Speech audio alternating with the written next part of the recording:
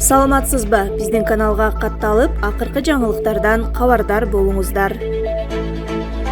Бензин кымбаттап, евро арзандады. 1-ноябрга карата доллардын курсу. Дем алыш күндөрү доллардын курсу дээрлик өзгөргөн жок. Евро бир аз арзандаса, күйүүчү май кымбаттап, алтындын наркы түшкөн. Жума күнгө салыштырмалуу акча алмаштыруучу жайлар менен банктарда долларды сатып алуу 1 тыйынга түшсө, сатуу ошол бойдон калган. Учурда долларды 84,7 сомго сатып алып, 84,9 сомдон сатып жатышат. Ал эми евро кыйла арзандай түшкөн. Азыр сатып алууда 97,42 сом, ал эми сатууда 98,87 сом болууда. Тенге менен рублдун курсу билинер-билинбес гана өзгөргөн. Газпром нефть Азия май куюучу түйүндөрүндө АИ 92 маркасындагы бензин 1 тыйынга кымбаттаган. Алтын куймалардын айрым түрлөрүнүн наркы сезилерлик арзандаган. Маселен, 1 граммдыгы 93,5 сомго түштү. Душанбеде кыргыз-тажик чек арасы боюнча топография топтору жолугушту. Кыргызстандын министрлер кабинети жолугушуу 25-30 октябрь күндөрү достук жана өз ара түшүнүшүү маанайында өткөнүн кабарлады. Кезектеги жыйын эми Кыргызстанда болот жана анын датасы азырынча белгисиз. Эки өлкөнүн топографиялык топтору буга чейин 5-9 октябрда Баткендин Исфана шаарында жолугушкан жана анда эки тараптуу протоколго кол коюлганы маалымдалган.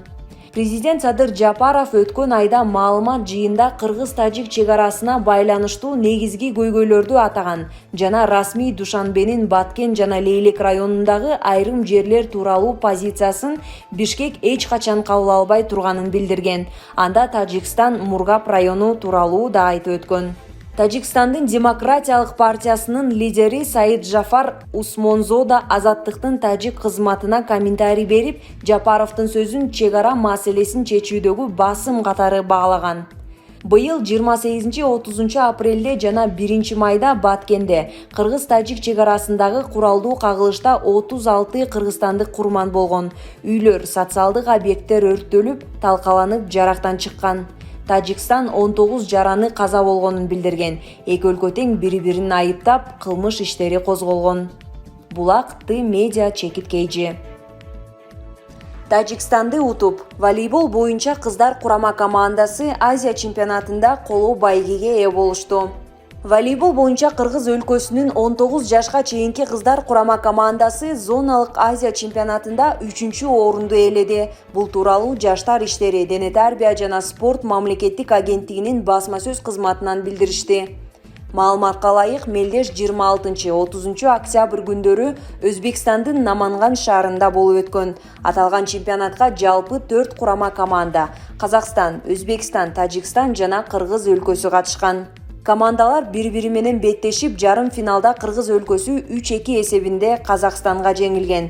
Ал эми 3-орун үчүн күрөштө Тажикстан курамасы менен ойноп, 3-1 эсебинде жеңип, коло байгеге ээ болушкан. Булак Супер Кейжи. Садыр Жапаров Глазгого менчик учак жалдап барды. Кыргызстандын президенти Садыр Жапаров Шотландиянын Глазго шаарындагы Бириккен Улуттар уюмунун климаттын өзгөрүшүнө арналган конференциясына менчик учак менен барды. Бул тууралуу Азаттыктын ишенимдүү булактары кабарлады. Президенттин администрациясы кайсы жана канча каражатка кимдин учагы жалданганы тууралуу азырынча расмий комментарий бере элек. Мамлекет башчыны ташыган Ту-154 үлгүсүндөгү учак техникалык жактан эскирип, эл аралык талапка жооп бербегендиктен коопсуздуктан улам аталган өлкө кондурбасын билдирген. 2019 жылы декабрда бул учак ошол кездеги президент Сооронбай Жээнбеков Санкт-Петербург шаарынан кайтаарда абага көтөрүлө албай калган. Жарандык авиация департаменти ага учактын техникалык абалы себеп болгонун билдирген. Натыйжада Жээнбеков баштаган кыргызстандык делегация каттамдык учак менен кайтып келген. Кыргызстандын бийлик башчыларын ташыган Ту-154 учагы 1993 жылы чыгарылган. Айрым маалыматтарга ылайык, Садыр Жапаровго жакында жаңы учак алынат. Кыргызстандын делегациясынын курамында тышкы иштер министри Руслан Казакбаев, министрлер кабинетинин төрагасынын орун басары Эдил Байсалов, президенттик администрациясынын тышкы саясат бөлүмүнүн башчысы Жээнбек Кулбаев бар. Анда Жапаров дүйнө лидерлеринин саммитинде кайрылуу жасайт жана чет өлкөлүк кесиптештери, эл аралык климаттык уюмдардын жана көп тараптуу өнүктүрүү банктардын жетекчилери менен жолугушат. Глазгодогу конференция климат боюнча эң масштабдуу иш-чара болуп саналат.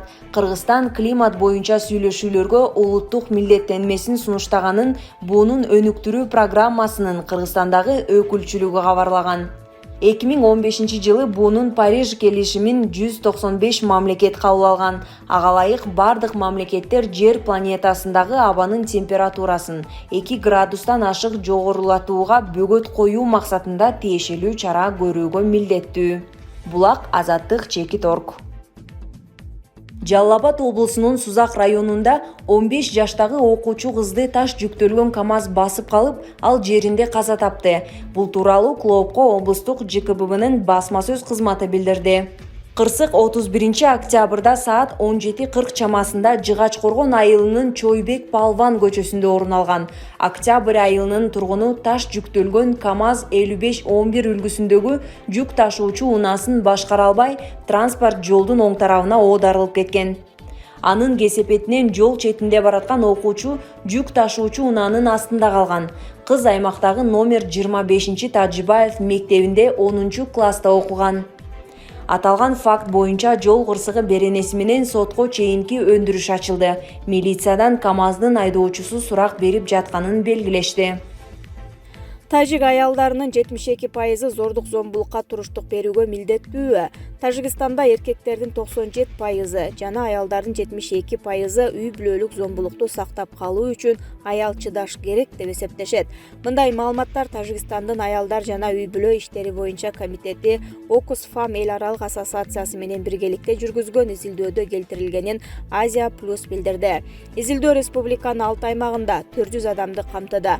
Зордук зомбулукка кабылган аялдардын саны боюнча так маалымат жок, анткени мындай статистика системалуу түрдө чогултулбайт. Эксперттердин айтымында аялдарга карата зордук зомбулук тажик коомчулугунда дагы деле кеңири жайылган жана көбүнчө экстремалдык формаларды, анын ичинде адам өлтүрүү жана өзүн өзү өлтүрүү сыяктуу көрүнүштөрдү камтыйт деп жазат Кезет.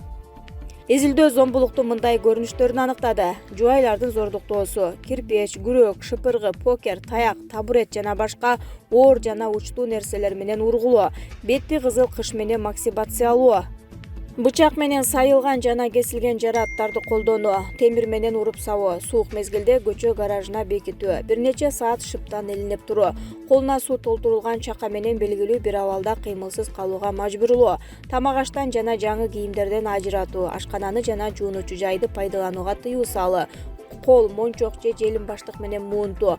Иликтөөдө аялдардын турмушундагы ар кандай жагдайлар баяндалып, анда аялдарга карата зордук зомбулук негизинен күйөөсү, өнөктөшү, кайнене жана башка туугандары тарабынан жасалып жатканы, укук коргоо органдары арыз жана арыздарга жооп бербей жатканы айтылат. Үй бүлөдөгү зордук зомбулук Кыргызстанда да кеңири жайылган. Республикада аялдарды өлтүрүүнү басымдуу санын эркектер жасаган. Орточо эсеп менен 10/8. Анын үстүнө 75%-ында аны өлтүрүлгөн аял менен тааныш адам, жакын өнөктөшү, тууганы же досу жасаган. 12%-да гана аялды өлтүрүү бейтааныш адамдар тарабынан көчөдө жасалган. Аялдарды өлтүрүү фактыларынын көбү эркектердин уруш учурундагы агрессиянын негизинде болот. Өлтүрүлгөн аялдардын көбү күйөөлөрү жана өнөктөштөрү тарабынан системалуу түрдө зордук зомбулукка кабылышкан. Көрө албастыктан баштап каржы маселесин талкуулоого чейин эркектин агрессиясына себеп болушу мүмкүн. Бул тууралуу журналисттер Анна Капушенко менен Савия Хасанованын аялды өлтүрүү Кыргызстанда аялдарды ким жана кантип өлтүрүп жатат деген булагынан алынган. Булак Назар News Чекит KG. Түркмөнстандын президенти Кальмар оюну сериалынын сценарийинин автору экенин айтты.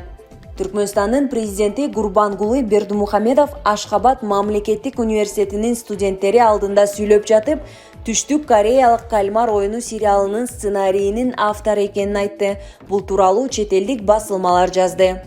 Баарыңар менин чыгармаларым менен жакшы таанышсыңар, бирок менин адабий талантымдын дагы бир гипостазы бар. Мен кээде сценарий жазам. Азыр дүйнө жүзү боюнча 10 миллиондогон адамдар Squid оюнуна кубанышат. Жана бул лента, сюжет жана бардык диалогдордун идеясын мен ойлоп таптым.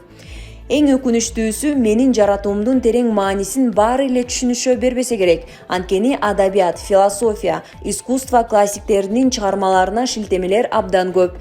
Кандай болгон күндө дагы менин эмгегим дүйнөлүк деңгээлде таанылганына кубанычтамын. Убактымдын аздыгы өкүнүчтүү. Анткени акыркы 1 айдын ичинде мага дүйнөнүн алдыңкы режиссерлорунан 10дон ашык кызматташуу сунуштары келип түштү, деди Бердимухамедов. Мамлекеттик телеканалдын маалыматына караганда, Түркмөнстандын кино ассоциациясы Бердимухамедовду 2022 жылы Оскар сыйлыгына көрсөтүүнү пландоодо.